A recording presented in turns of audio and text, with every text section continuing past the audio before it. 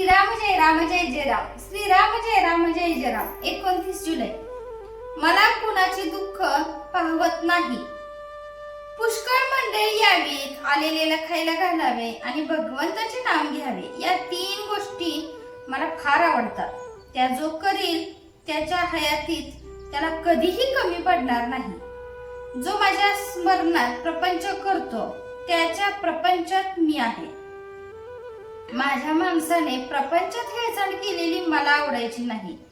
उलट इतरांपेक्षा त्याने जास्त दक्षता दाखवली पाहिजे.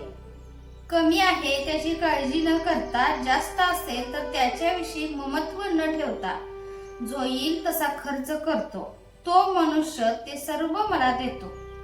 मला विकत श्राद्ध घ्यायची सवय आहे. मला स्वतःचा प्रपंच करता आला नाही, पण दुसऱ्याचा मात्र चांगला करता येतो. माझ्याजवळ एकही पैसा नव्हता आणि खाणारी माणसे पुष्कळ होती, पण मी कधीही काळजी केली नाही. मी आजपर्यंत पैशासाठी कुणापुढे जीभ विटाळली नाही. उद्या जर कोणी 1 लाख रुपये माझ्या नकळत माझ्या उशाशी आणून ठेवले तर मी ते विष्टेसारखी बाजूला सारेन आणि स्वतःच्या श्रमाने 4 आणे मिळवून पोट भरेन. मला आवडते की 1 लंगोटी घालावी, मारुतीच्या देवळात राहावे, भिक्षा मागावी आणि अखंड नाम घ्यावे. हे करायला कोण तयार आहे?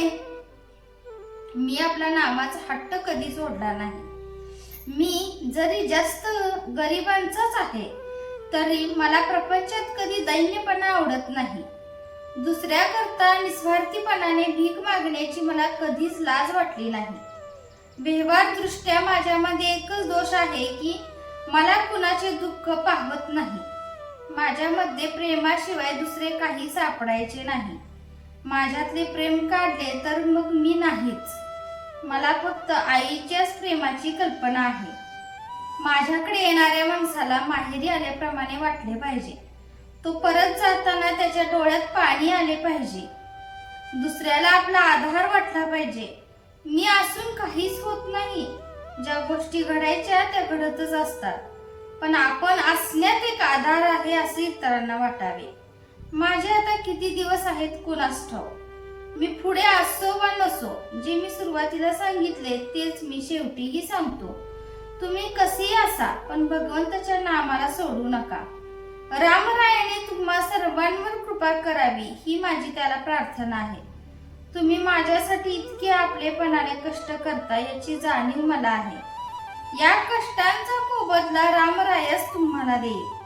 तुम्ही सर्वजण आनंदात राहा हा माझा तुम्हा सर्वांना आशीर्वाद आहे. जय जय रघुवीर समर्थ. आजचे बोधवाक्य.